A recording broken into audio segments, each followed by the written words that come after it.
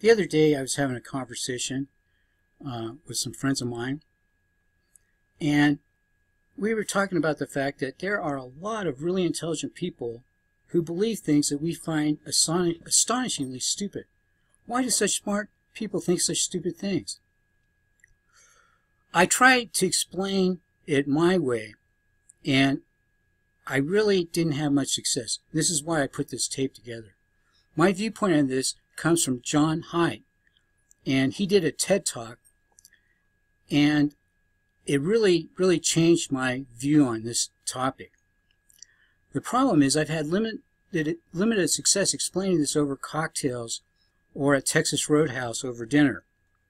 I still recommend the TED Talks, but most people that watch it don't get as much as I got out of it.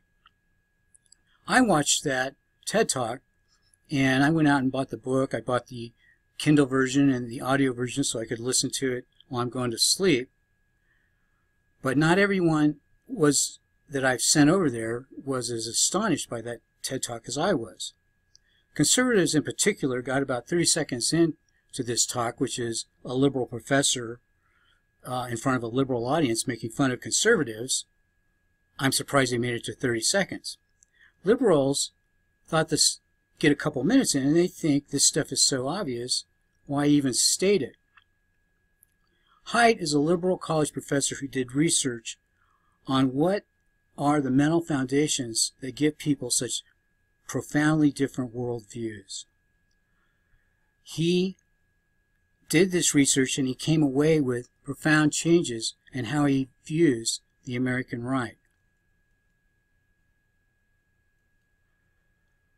He came up with surveys, which he has constantly refined, and had tens of thousands of people complete them in every societal group he could think of.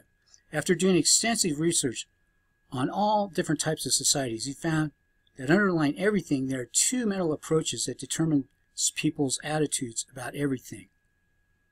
From Aboriginal tribes in Australia to Manhattan Generation X focus groups, people distinctively fall into two different groups based on a matrix that he calls the moral foundation theory.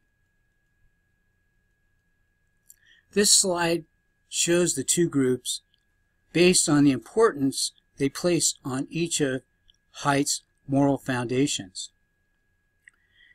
Each of these foundations are on a sliding scale. What he found was that there was one group of people who put more importance on care-harm, while a different group of people placed equal importance on all five of Haidt's moral foundations. For simplicity in this talk, I'm using five, which are the original five, but he has subdivisions and variations of it now, and if he talks about it as a whole, usually he uses 6 or 7. But the points that we make here can be illustrated using the original 5 foundations.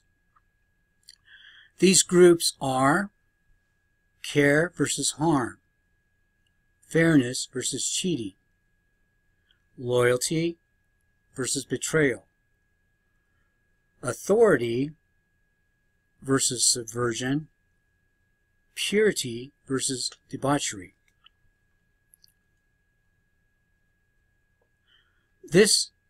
These foundations are accepted without question by the two groups and without critical analysis whatsoever. In other words, both groups assume that there's 100% worldwide agreement on these assumptions. And this explains why your most persuasive arguments are falling flat when you get into arguments with people on the other side.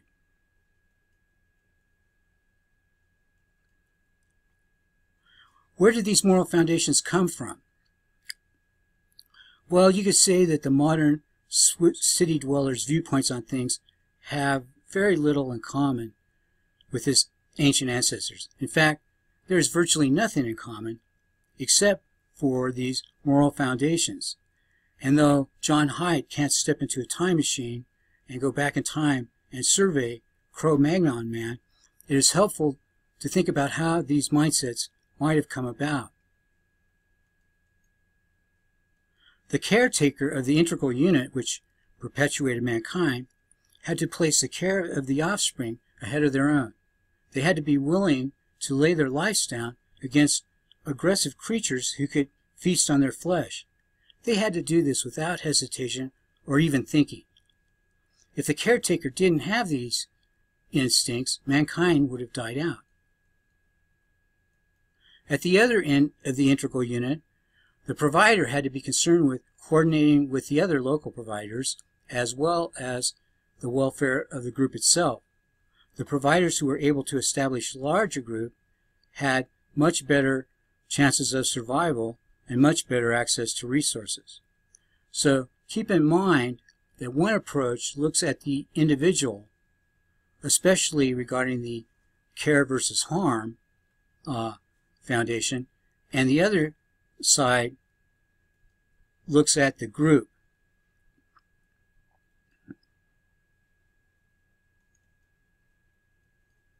The fact of the matter is that as a species we needed both the nurturing caregiver and the provider of the essentials to survive.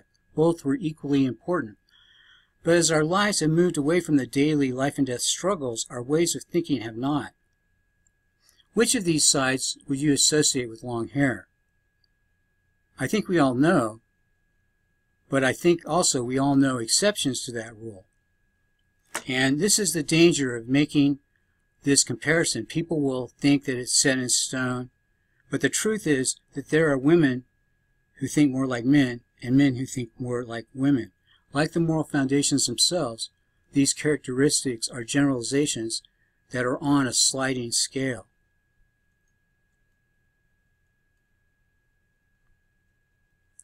I have a friend who says that if you take away the women's vote, Democrats would hold no office higher than dog catcher nationwide. Again, not all women vote this way, but if you just look at the numbers, he may have a point. Conservatives look at movies and fashion and they say, where have the men gone? The 2015 movie, The Intern, has some hilarious moments where this trend is noted. But this bifurcated mindset divides us on larger issues as well. Conservatives wonder why liberals can endanger the country, and liberals wonder why the conservatives can endanger life itself. Let's look at border security. One side might say, my vote is my voice, and this voice is taken away by open borders and voter fraud. The other side might say, isn't the intention what's important? Isn't it important to get everyone who lives in this country viewpoint? Doesn't fairness versus cheating come into play on this, you might say? Well, remember, that comes into play with the liberal side, but only in regards to the individual, not the group. On religion, one side might say, how can a person that does that be a good person? What he does, his actions like waves in a pond go outward and impact society as a whole. So it's not just him. The other side might say, all you need is love, and as long as a person does no intentional harm, they should be given the benefit of the doubt. Climate change. One side might say, better to be safe than sorry on climate issues than to find out that it's too late to do anything and we're doomed. The other side might say something like, billions and billions of dollars of cost, no measurable impact, and the countries doing the most harm are not going to contribute anything. Another example of these different mindsets is Burning Man. $1,000+ to get in. To one mindset, the individual experience is worth it. To the other side, it is staggeringly foolish. I mean, they can't understand it. Anybody in watching this care to guess which mindset was in greater attendance? I hope you find this information useful, and check into John Haidt's TED Talk and see if you, like I do, find this information really compelling and a great way to explain why people think differently. Kudos to Dr. Gordon Ainsley from Auburn, California, who told me that if something is worth saying, it's worth scripting and doing right. I want him to know I might still do a few recordings off the top of my head, though, just so he knows. And also, I want to thank, of course, John Haidt, whose material inspired this recording. I'll put the links below. Thanks for watching this.